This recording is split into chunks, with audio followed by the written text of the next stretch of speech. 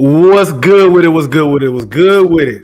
Ooh wee, and all of that. What's going on, my peoples? It's your man AK Infinity. Follow me on Twitter at AK Infinity _ VVS. This is the Rockets Propaganda Channel. Going live before the game tonight. Because there's so much uncertainty about the game. Well, not the game, but injuries and all that with the Philadelphia 76ers and all of that. I wasn't gonna talk too much about the game anyway. We're gonna get to the preview for that game towards the end of this, like getting closer to that kind of tip off part. But before I do all of that, I wanted to get on here and kind of just go through some of this March data that I'm looking at. We're making this playoff run, man. This stretch run down the stretch. We're trying to, jockey for some playoff seeding. I think, as I said before, man, I think we are we over the whole play-in talk at this point. We over the whole play-in talk. We're not finna do no play-in. We doing straight playoffs. We ain't got to worry about whether or not we're actually gonna make the playoffs. Man, we're over that. We've skipped a stage. The rebuild is rebuilding the way that it should. Mostly I would say. So I kind of wanted to get on here and just take like a big picture overview of everything we've done. Not of everything we've done, but just what the stats look like. Since people like stats and people think I don't like stats, I like stats, just not. I don't use stats the way a lot of other people do. For me, that's to try to add context to what I'm seeing. For some people, they use stats as the end all be all, like as if the game is being played on a calculator. I don't do all that. But real quick, what up, King? Boy, saying 6:29 right now. I'm gonna just camp out till we start.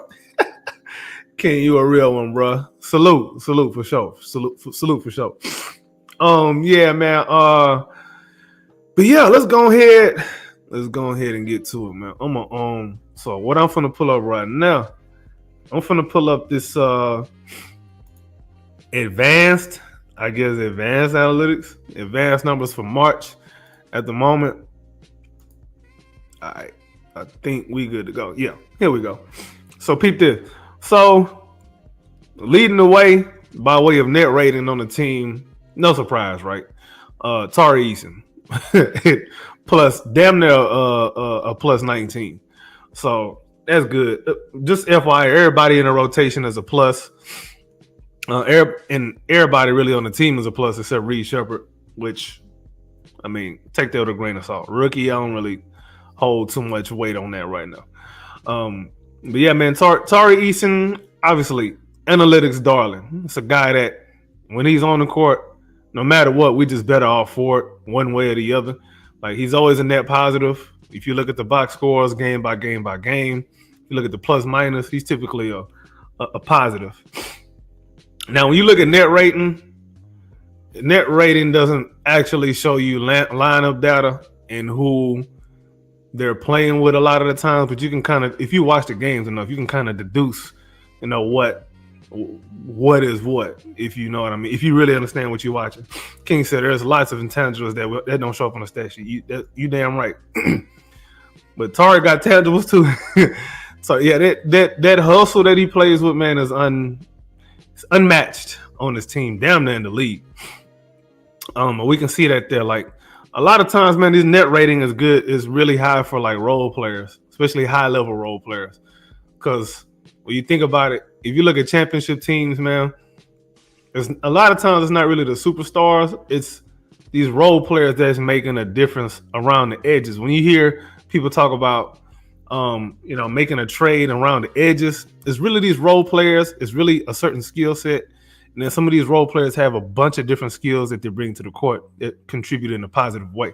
And that is definitely Tari Eason with all the hustle plays, the timely steals, blocks, defense, fast break points, knowing where to be for the most part. Sometimes he have little bonehead mistakes here and there, but for the most part, as you can see, this is one of them things that match the eye test. Like, you watch and you're like, yeah, bro is a game wrecker on defense. You know what I'm saying? So it's a wonderful thing to watch Tari Eason play, man, if you really a basketball guy like that. King say screening don't show up on the stat sheet. Hockey assists don't show up on the stat sheet. Diving on the floor for loose balls don't show up on the stat sheet. It shows hell don't. You're right. You're right, King. None of that show up on the stat sheet, man. And to me, basketball is not. If you really get into the weeds of watching the game, a lot of the good stuff that's happening is not stuff that's going to show up on the stat sheet anyway. And those are the guys who make the biggest difference. I bring up PJ Tucker a lot. As far as a guy who's like that too, where you always look at he ends up being a plus, but you go look at the stats, the raw stats, 0 points, 2 rebounds. He ain't putting up a lot of raw stats. Well, he'll rebound more, but for the most part, he's not putting up a lot of the sexy stats. But you go look at their plus minus, and the team is just better off because he's there. Making an extra pass is one of my favorite things to watch. Like, this is a guy who come in, he know his role, and he play his role to a T. He's taking less shots so that other guys can take more shots. You know what I'm saying? Which brings me over to Steven Adams. Man, you look at, and this is, by the way, this is all in March. This is all March. This ain't on the season. This is just March. Steven Adams in the month of March, plus 16.8, damn near plus 17, which is nuts in his little 16.7 minutes a game. That's crazy. That is a nutty number, bro, for his little time on the court. And if you look, he got the highest rebound rate, well, second highest rebound rate, if you count Fali Dante, which he only played like a couple games. Well, really just one game. But if you look at rebound rate for normal rotation players on this team, like Steven Adams is blowing everybody the hell out the water, man. It's crazy. So that's a tangible stat, obviously. But one of the intangible things that he does is the boxing out, which ain't going to show up on the stat sheet. Like, a lot of times you see a team will commit 2 guys to trying to box out Steven Adams so he don't get the offensive rebound. And on the other hand, too, on the other end, well, same end, honestly. Same. Well, defensively, they send 2 people at him, too, to box him out sometimes. But Steven Adams is the king of the screen assist. Like, that boy set a pick on you, and you stuck. Like, you're not going nowhere. And you can see it rub it off on LP a little bit, too. Like, LP's starting to get really good at that, at setting screens. I don't know if y'all been paying attention. But, yeah, LP's starting to get a little bit stronger. Not that he was a bad screen setter. He was always a good one, but he's been better. I think Steven Adams has made him better, made him a better screener. Yeah, another thing that Steven Adams does, too, man, I want y'all to pay attention to something right quick. If you look at everybody in the rotation, which is pretty much this whole list for the most part, Steven Adams has by far the lowest usage rate. Now, to me, this is just my opinion. I might be tripping. I might be wrong. Y'all correct me if I am. But to me, a good role player, again, the PJ Tucker thing, low usage complements high usage. Which brings me to Alperen Sengun. You look, and this is why that double big lineup a lot of times looks really good out there. Low usage, Steven Adams. High usage, Alperen Sengun. That's the compliment right there. Steven Adams clears the way for Alperen Sengun to do whatever he do. He gets off the ball. A lot of times he'll clear out for rebounds, opening up rebounds for Alperen Sengun. A lot of times he'll sit. Some of y'all don't know. Sometimes he'll set a big on big screen off the ball, get LP open. Next thing you know, LP got a mismatch in the post on the power forward. Boom. Easy 2. That's why his to me, this might be me kind of misremembering, but to me, I think that is part of why Alperen Sengun's efficiency has gone up. Low-key, I'm gonna look at that in a second here too. I'm gonna look at that here in a second. King got some more comments he wanted to say. He said Tyrese Maxey isn't starting tonight, which means he probably ain't playing. Yeah, that whole Philadelphia situation is so funny, which is why I just decided to do a little bit something different today. Because I don't know what they got going on over there, man. It's hard for me to really say. I don't know who's gonna play. I don't know how they're going to play. It's just too weird. It's too weird. So I just said, screw it. We're gonna do something different today. King also said, I wish Jabari would screen better. He be doing the now you see me, now you don't screen. Yeah, he be doing sometimes, yeah, he be doing them Christian Wood screens, but he also a little thin guy, bro. He got to get better at that. Udoka got to work with Jabari on them screens, man. I ain't gonna lie. That would open up his effectiveness at the 5-2. And also that would make him a better, like, I think I've said this before where I think Jabari would be a really good pick and pop player if they used it a little bit more, because he can shoot. Like he ain't got to float all the way to the 3-point line. Like he can pick and pop to the free throw line and, you know, eat like that. Easy. Like easy money. That should be easy money for him because that's his shot. Right there at the free throw line, 15-foot area. That's like automatic for him. But back to these numbers. But yeah, man, Alperen Sengun, when they go to double big lineup, man, I think this is where we're seeing. This is part of what I mean. Alperen Sengun's net rating has been, I think, it's the best for the starters. But I mean, this was before they started doing the whole double big stuff. But ever since they have been doing the double big, his net rating has gone up because that really complements Alperen Sengun probably the most on the team. And it's good to see, man. It's good to see. And I think it kind of gives you an idea of something that they can possibly go for when it comes to team building. If they want to, you know what I'm saying, maybe draft another big guy they can play with Alperen Sengun theoretically. Somebody who can also kind of set screens and pass. That's another thing Steven Adams does well, too. He's a really underrated passer. People don't really realize that, but he's a really good passer. It was a play last game. He had the ball like at the elbow-ish, closer around to the wing-ish. I think JG gave him the ball. I think he got a double. He got off the ball, gave it to Steven Adams. JG faked like he was gonna cut to the basket and then fake right back out and come back out, and then he cut right back to the basket again. Steven Adams found him on the back door. Boom, easy layup, easy money. It's stuff like that Steven Adams be doing. He can direct traffic out there too. Stuff like that kind of makes him so valuable, because running your offense through a big man in the post and the elbow is not a typical thing that teams play against. So when they actually see it, it's kind of hard for them to deal with. But yeah, man, that's Alperen Sengun for you, and that's crazy. his assist percentage is 24.2. That's way above everybody else on the team. Like, he's doing this damn thing, bro. He's really doing this thing. His true shooting percentage, as you can see, is up this month, 64.8, and his shooting percentage in general this month is 64%. His field goal percentage. He's doing his thing, man. Really liking what I'm seeing. It's like he's hitting a stride as the team is. He and the team together are hitting a stride at the right time during the stretch run, man, trying to jockey for that seeding.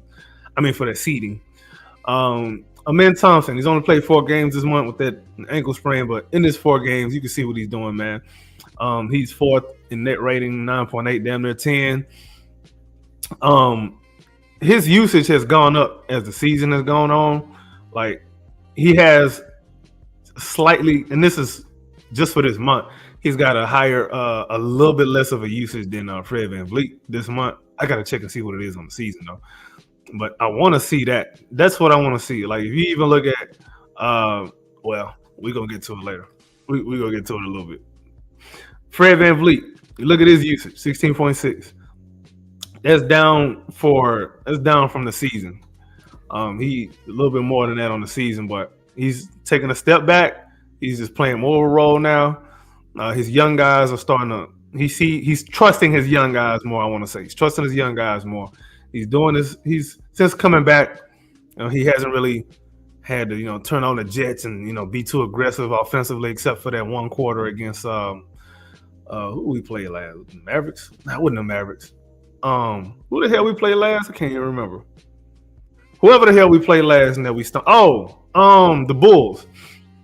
Yeah, he had to do his thing in that second quarter against the Bulls because we was tripping. But came out in the half. JG and Alp said, "All right, you can go sit your little old ass down now. We got this." And they brought us home. But Fred did what he was supposed to do as a veteran. He kept us up above water. You know what I'm saying? Kept the game manageable. We were leading, but he kept it respectable so that these young guys can, figure out whether or not they want to be them dudes in the rest of the game. And they did that. Jalen Green, he's next on the net rating list at 8.1 for a guy who's always been up, down, up and down, up and down, up and down. A guy who has been called a negative player no matter what. Well, being a +8 is not a negative, if you ask me. Maybe I'm bad at math. Maybe a +8 is a bad thing. I don't know. You tell me. I might be kind of stupid. Maybe it's possible.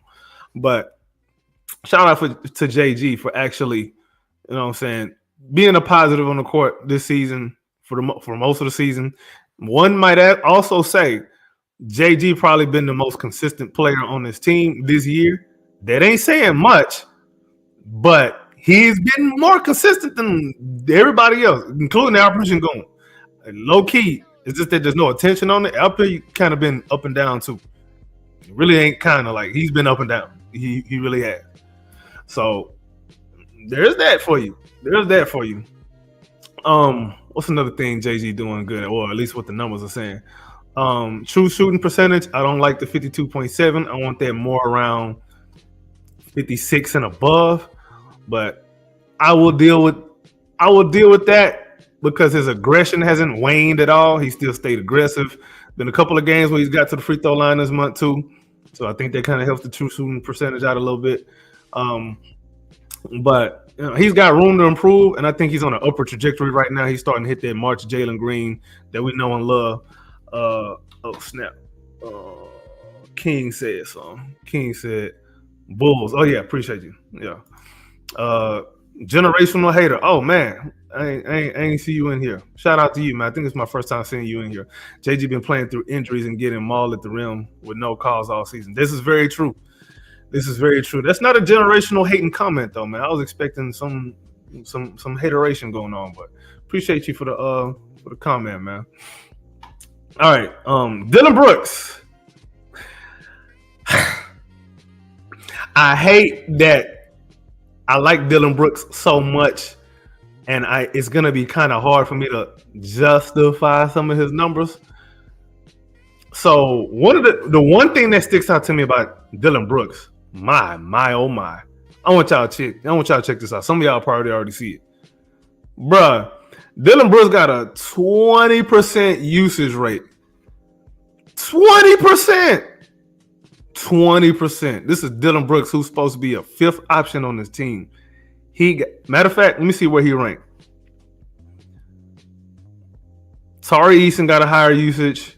So first is Jalen Green at 25. God, dog. 25% for Jalen, 24 for Alpi, 21 for Tari, which is a little bit high for him, but I'm glad it's above Dillon Brooks. But Dillon Brooks at 20.3% usage rate. My goodness. Look, when Dillon has it going, it looks good, but you got to check when Dillon actually has it going. Like, how is he getting his shots? Like, if he out there trying to get in his bag and be on his Kobe time, a lot of times when he's doing that, that's because that's what the defense wants. Like, the defense is giving him that lane to do whatever he wants, because that means that nobody else is going to get opportunities like that, because Dillon is not the best at, getting off the ball and passing to his teammates. If you look, man, look at his assist percentage. It's low. We're going to get to Jabari. I know some of y'all want to get on me about Jabari. We're going to talk about that. Oh, snap. King got another comment, said generational hater salute. Yeah, that's funny. Generational hater say, I hate on 29 teams, and the Rockets are not one of them. That's cool, man. That's cool. We certainly appreciate it, man. Appreciate your time this evening. King, Rocket Symbols, Generation. Well, y'all just going back and forth. But yeah, man. Dillon, man. Now, Dillon's been playing well, but that usage rate got to come down some, man. Why is his usage rate higher than Amen Thompson and Fred VanVleet? Like, this right here is the problem with Dillon Brooks.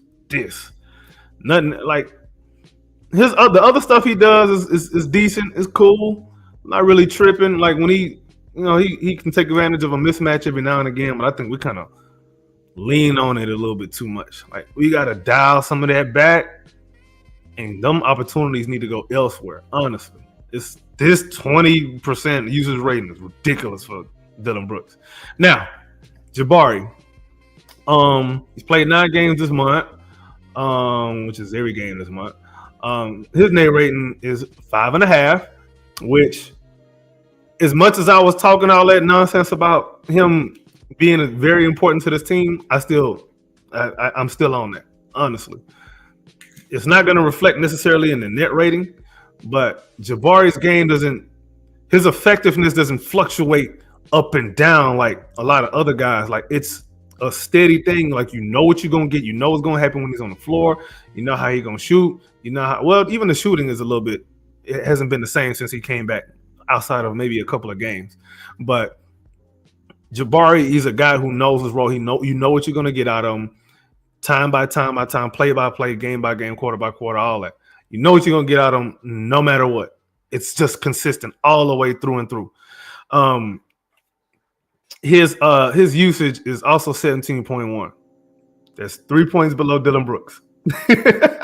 And this is actually up because he's been a lot more aggressive getting his shots and attacking defense on offense since coming off the bench. Like, even though his shot attempts are around the same per game coming off the bench, if you look how he's getting the shots, it's a lot more aggressive. It's a lot more intentional. They are trying to get him the ball, trying to get him in spots where all they got to do is score. They're trying to do that. It's intentional. It's on purpose. Generational hater say, you ever check out any RAPM stats like EPM on dunks and threes, for example? Great website for stat nerds. I'm going to look at that. I'm going to look into that, man.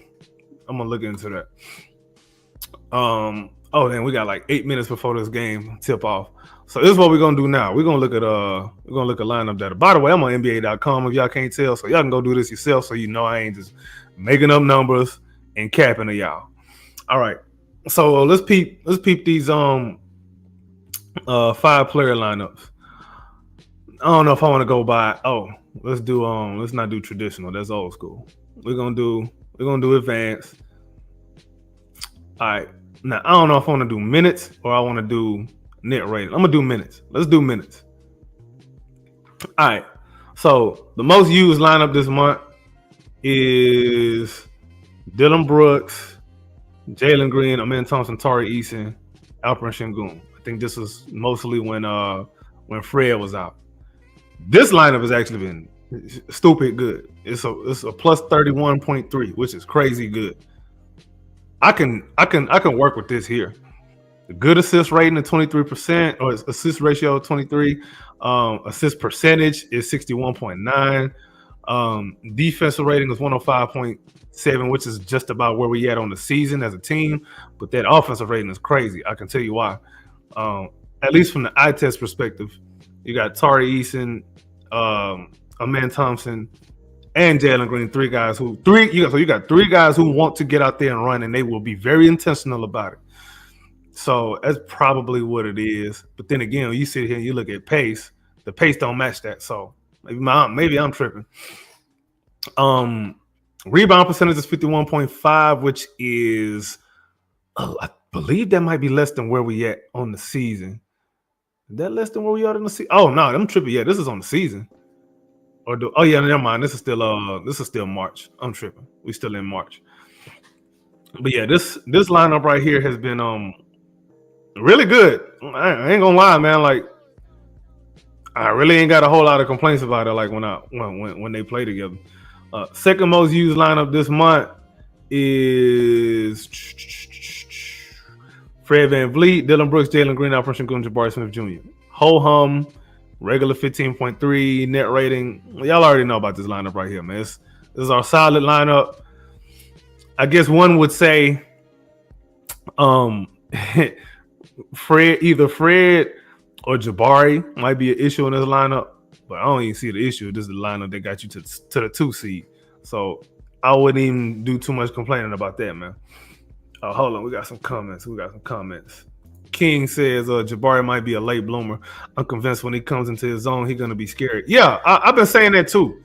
When he gets his man body, I think he's going to be like a real problem for the NBA, man. I think he'll be like a real matchup problem. Like, I'm not saying he's going to go out there and average 25 points, 12 rebounds. I'm not saying that. He's just going to be one of them guys who He's gonna be a near max guy. He's gonna be right now. If you see this right now as his baseline, imagine when he's got a little bit more weight on him, or not necessarily weight, a little bit more strength on him. He's playing a lot more at the 5. Defensively, he's starting to round into form. He'll be able to guard bigger guys more often than he does. And I think the key for him, what is probably going to make him most effective is being, I don't know if it's either handle or 3-point shooting consistency. Handle, I don't think it's really that, it ain't really all of that important. I just think he needs like one move to go to, like a one dribble pull up. The fadeaway is kind of inconsistent right now, the little mid post fadeaway. But if he got like a little, if he's more consistent on that mid post fadeaway and then like a one dribble pull up and being able to like attack a closeout with, like if he can attack a closeout, that's gonna change the game for him because he's a willing passer. So if he can ever attack a closeout very well, I'm with it. Like Jabari's numbers, that's another thing too. He's not gonna necessarily be a guy who puts up a whole hell of a lot of big numbers. He's gonna be very consistent though, to me. Generational Hater says Jabari has really improved as a shot blocker, which has been a nice progression from him. A mandatory energy spreads to guys like LP, Jalen, and Jabari. Oh, hell yeah. That's definitely facts right there. King said very true. Yeah. All right, back to these 5-man lineups. The next most used lineup has been in 5 games. It's Dillon Brooks, Jalen Green, Alperen Sengun, Jabari Smith Jr., Tari Eason. This one is a negative 29.5 in 5 games in 23 minutes. I can't tell you what the problem is with that. Well, man, I don't know what the problem is with that one. I can't really say off the top of my head. I probably got to go watch it a little bit more. We're probably going to see it tonight. Who knows? No, or I don't know. If we see it tonight and it looks bad again against the lowly 76ers, we probably should never see that again. Next most used lineup. This is just in 1 game, 23 minutes. We're not even finna go over that. It's because it's been 1 game. This one, 2 games, Van Vliet, Dillon Brooks, Jalen Green, Alperen Sengun, Tari Eason. So this lineup is a plus 48.8. Defensive rating is 95.7. Oh my goodness. Jesus Christ. It's crazy that for guys like Alperen Sengun and Jalen Green, guys who were always considered negative defenders, it's crazy they always in our best defensive lineups. Isn't that crazy to y'all? Isn't that crazy to y'all? So what'd they tell you? Basketball ain't played on reputation, man. It's played on the court. You just gotta some guys have got better chemistry with other guys defensively as well. It's not just an offensive thing, man. But this lineup right here,